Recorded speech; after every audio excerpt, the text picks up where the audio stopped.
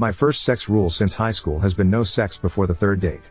I recently broke that rule with a handicapped guy, and now my childhood best friend is pissed and grossed out because she thinks I have some weird kind of fetish. Context/full story, I'm a 28F. My childhood best friend we'll call Jess is also 28F. To put it simply, I don't think I'm any kind of prude, I just don't really feel comfortable with casual sex, never have. My best friend knows this and has teased me about it lightly in the past. She's been in a long-term relationship for the last 3 years, I've mostly been single while working on my degree and starting my career. Jess lives in another state with her boyfriend, so we don't hang out much anymore. So about a month ago I had a first date with a guy I'd been talking to for a bit, thought it was going places, but he gave a weird vibe on the date and I cut and ran early. On my way home I stopped at a local pub, figured I'd have a drink to unwind and people watch till it wore off. Tipsy driving is still drunk driving emo. I get there and it's pretty packed, Friday night and all, and there was no seating room at the bar. Took my drink and looked around, most of the restaurant side of the pub was someone's birthday party, but there was a small table with a seat open off to the side, with a guy reading a book there. So I say F it, I'm a social person and what's the worst thing that happens? He says no? So I ask if I can sit there for a bit, I promise we don't have to talk or anything. At this point I feel like I've fucked up because this guy up close is the hottest man I have ever seen. But he just smiled at me and gave an enthusiastic sure. A few minutes later of me sipping in silence and he says I don't mind talking, if you want to. Yeah, I want to. Are you kidding me right now? We talk for a bit and it turns Mike, fake name, is 29, just finished his master's degree in some kind of computer learning field. I program computers to program computers, and he's living on his own for the first time. He apparently stops by the pub after work because he's right around the corner, and he's not used to the silence yet after living so long with a half-dozen siblings. We talked for a good 2 hours, about everything from dating, which he said he's basically given up on, to hobbies and tastes, and we have a near total eclipse of a Venn diagram on this stuff. I eventually sort of blurted out that I don't know why he'd give up on dating. This is the closest thing I've had to a good date in forever. Shooting my shot obliquely here lol, he gets kind of an odd look on his face and says tell you what, I have to go to the bathroom, but when I come back I'll ask you out for real. Weird, but okay? Then it all clicks, because he doesn't get up to walk away, he just rolls. In his wheelchair. And I'm thinking oh my god he wanted to give me a chance to back out of this without making it awkward. How cute can this guy be? He grinned like crazy when he got back and saw I was still there, and I basically tripped over myself saying something to the effect of so I'm free all weekend, what did you have in mind? Another hour later, we've got plans for Saturday, and he told me he has a neuromuscular disorder I can't remember the name of. My degree isn't in STEM lol, so his legs work, but the signals from his brain get misinterpreted so he doesn't have the balance or coordination for walking or standing. The pub starts switching over to the younger/rowdier crowd and he asks if I'd like to go back to his place for coffee to continue our conversation. As you have probably long since realized, I did not get any coffee or conversation till the next morning and I have zero regrets. We've been dating since and I know it's still early but I really feel like this might be the one. Onward to yesterday afternoon, my friend Jess, remember Jess? Is in town, and we go out for coffee to catch up on things. I'm gushing about Mike, but when I get to how we met she just sort of got weird and edgy. I don't remember any exact words but she essentially said that I must have a fetish for the handicapped since I broke my #1 rule and it's the best physical relationship I've ever been in.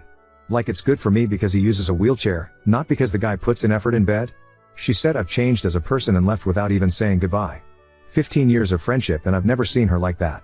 So here I am, asking the most objective people online, haha, if I'm an asshole or weird for being super attracted to a guy who uses a wheelchair and basically putting out immediately. Oop, okay, yeah this made me laugh for real. Seriously, what a weird fetish I have. Oop, that shit floored me. He's so considerate in so many ways. His stories about his sibs are also hilarious, I can't wait to meet them. We're trying not to rush things just because it all seems so great, but they have a barbecue in May that he'd like me to come to and I am so there. He was raised around a lot of love and it shows. Update 1. So if you were hoping for some terrible drama, I hate to break it to you that I don't roll like that. No pun intended. So I do have an update on Jess and shit finally makes perfect sense. And I have a slightly NSFW but funny story about Mike, because this guy is just the best, y'all. Okay, so first, I finally messaged Jess yesterday and said basically I'm still hurt by what you said, but after 15 years of friendship I'd never forgive Muzi if I didn't at least ask why you snapped at me like that. She replied immediately, I'm so fucking sorry, I didn't mean any of that, can we have a do-over on lunch? So I agreed cautiously and took a half day to meet with her today. Turns out that those of you who said she was jealous, and that she might have something else going on, and especially the person who said something might be going on in her relationship. Gold stars. She's in town because she's job hunting, because she's moving back in with her parents for a while since her relationship ended. Apparently they have been having a ton of small problems adding up, but the biggest one? Sex. The guy she's been with was apparently never great, but it's gotten to the point where he makes no effort at all for her to enjoy herself and then gets pissed when she isn't in the mood. She tried talking with him about it, making suggestions, but he told her recently that it's emasculating being given sex advice by a woman. The straw that broke the metaphorical camel's back, however, was that her boyfriend has always had a thing for Asian women. She's Caucasian, but she does have long black hair. After weeks of fighting over their sex life, he suggested that they spice things up, by her dressing in a kimono and pretending to be Asian. She lost it on him and is absolutely disgusted by the racist fetishism and ended it right then. So she had all of this bottled up and was hoping to talk to me and finally be able to put it down. And I missed every hint that she had something big to discuss because I was gushing about Mike. So to her it felt like I was just twisting the knife by bragging about how great our sex was.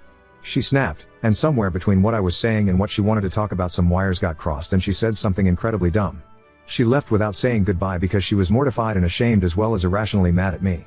Something to know about Jess, she's an awful liar and she and I were the co-founders of our high school's foot-in-mouth society, so I do believe her.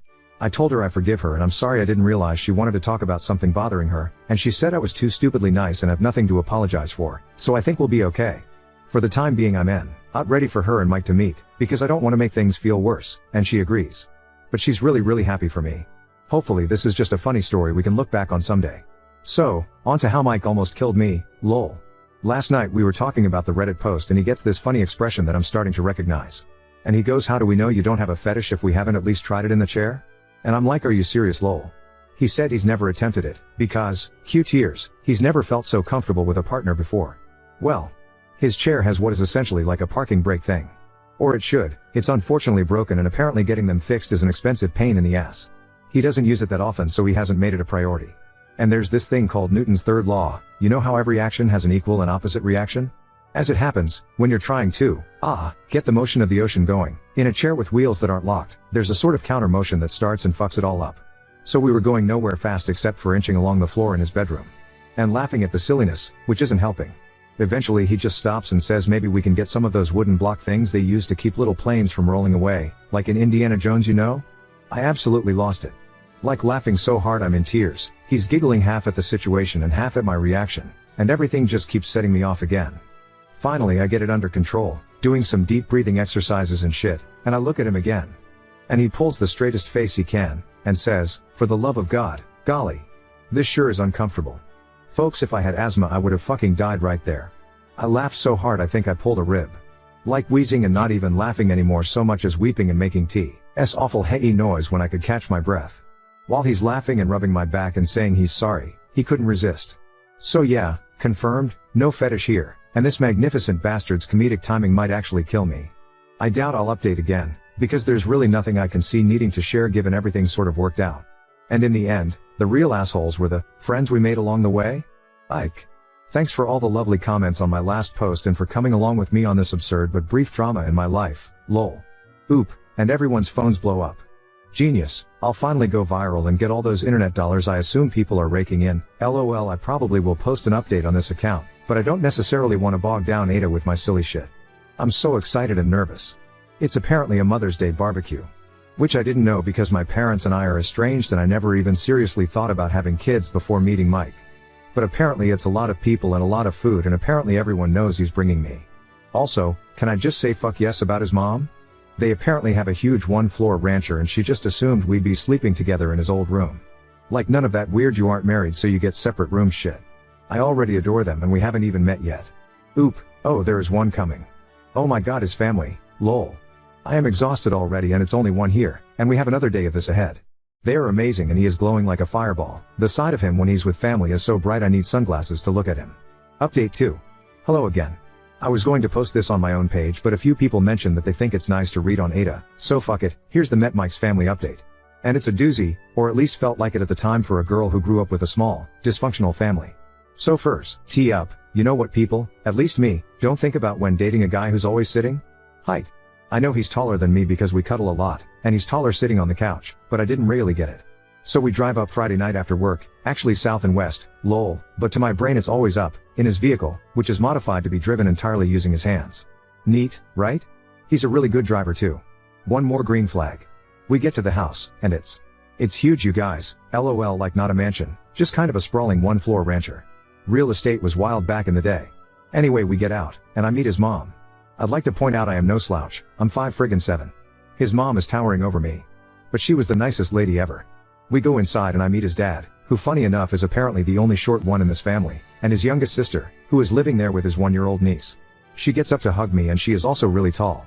It's already a bit late then, so we eat and head to bed. I get to see his cute as shit room from when he was a teenager, and I casually ask, hey, so I don't know how this works and stuff, but how tall are you? And Mike is all I'd to know, like a bit over 6 feet 4 inches? Been a while since I checked. A bit over 6 feet 4 inches. So, is everyone in your family tall? Kinda?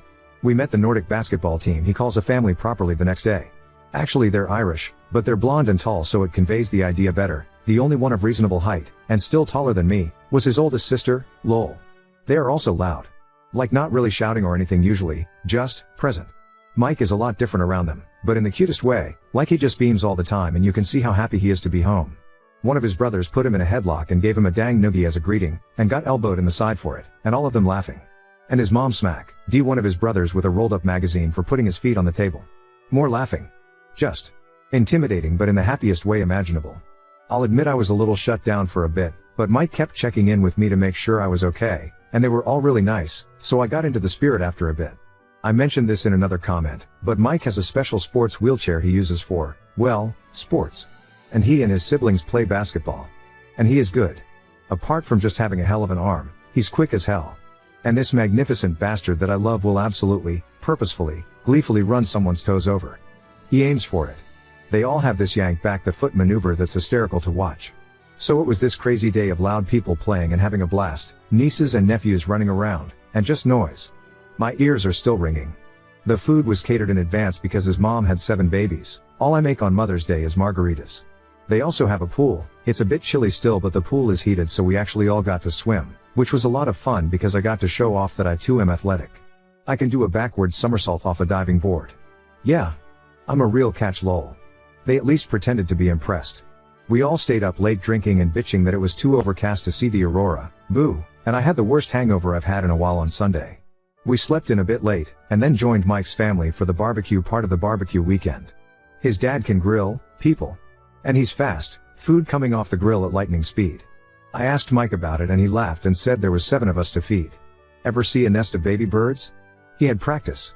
Which, fair enough. I don't have much experience with babies, but I got to hold his youngest niece, the one living at home with his sis until her husband gets back from deployment, and we had a light talk about kids in the future. I told him that I never put much thought into it, but if they were going to grow up in a happy home like his and not how I grew up, I'm pretty sure I'd be open to having them with him someday. But later. I need him all to myself for a while first. He seemed really happy about that, which makes me feel all goofy and happy. I'm sappy. We had to drive home Sunday night, but before we went his mom hugged me and said she's never seen her son like this, and thanked me for taking good care of her baby. And asked if we'd be back for the 4th of July or if we were doing something with my family. And I tried to be all no, we'll be here if you don't mind. I don't see them much and I think she caught on that there's more to the story so she just hugged the shit out of me, Vikings, all of them I swear, and told me she can't wait to see me again. My ears are still ringing from all the noise and chaos, but it was an absolute blast and I can't wait to see them again in July. Also, pretty much sure Mike is the man I'm going to marry. I literally can't think of a single reason why I would ever let him get away. Anyway, thanks for reading, hope you all had a lovely weekend, and those of you who got to see the aurora I'm happy for you but you suck, lol. Oop, it's still pretty surreal. The other in-laws that were there were all like that smiling hanging guy meme, first time? It was a great weekend. Update 3. You know how sometimes a relationship looks amazing at first but then all the red flags start showing up? This isn't one of those stories, lol. Sorry, that was mean, but I couldn't resist. Okay, on to the actual update. No, we aren't engaged yet. Yes, we have talked about it in the context of how seriously we are taking things. No babies yet either obviously, we are diligent about birth control. I want Mike all to myself for a while. So, the 4th of July visit to his family's house was pretty awesome. After getting to know everyone last time I had better expectations of what I was going into, and I've talked with my therapist about the whole play fighting makes me anxious because in my childhood home it wasn't playing thing. I don't want them to ever curb how they act to cater to me, and instead I guess I'll consider it immersion therapy. I think Mike mentioned it anyway because I didn't see much of it this time, though there were cheerful threats of doom lobbed about which I didn't mind at all. His mom is amazing, I'd like to point out. Even if she moms so hard it makes me weepy. So, background info, I have a really common sounding name spelled really uncommonly. Think Danielle or Jessica. Because in addition to everything else my parents decided to be creative when they named me. So, although I do sort of like my name, that meant I was that kid who never saw their name personalized on anything. Mike's family, on the other hand, had like a million kids and they all got traditional names, so personalized stuff was huge for them. It kept them from fighting over stuff, I guess. One of the things in their house, because they have a pool, is that each of the kids, adults now, has their own personalized beach towel that lives at the house. So we get to their place and it's been a hot drive there, so right after we get in Mike suggests I go to his room to get changed into a swimsuit so we can have a dip in the pool. I'm thinking that sounds perfect, right? Some of you may already know where this is going. I get to his room and there is a towel on the bed. In my favorite color. With my fucking stupid ass spelled name embroidered into it. So here I am crying over a goddamn towel and he's in the doorway watching and grinning like he just pranked me or some shit. Turns out it was her idea but she checked with Mike to make sure it was spelled right. So now I have a towel for when we visit because apparently I'm welcome. If I sound cranky it's just because I'm better at self-depreciation than I am expressing emotions in a direct way. I really am blown away and touched by how much these people have welcomed me. Mike has already sort of learned to decode the way I talk and joke, which is nice, but the first time he gently said that's not humor, that's just putting yourself down, babe, I definitely wanted to go hide under the table. He doesn't let me be mean to me. That's a thing good partners do, I guess? I wouldn't know. Again, yes I am in therapy, I am working on myself, it's not his responsibility to put me back together, it's just something he does naturally. I literally told him one night that I was sorry I'm kind of broken, and he snorted and said at least you can walk in the most disgusted voice ever and made me laugh. I digress. So the food was once again amazing, and I kept my promise to teach his mom how to make my cinnamon bun bread pudding, so I felt like I contributed. Insert Ralph Wiggum I'm helping. Meme, I learned to play Yahtzee, and as it turns out I am very good at it.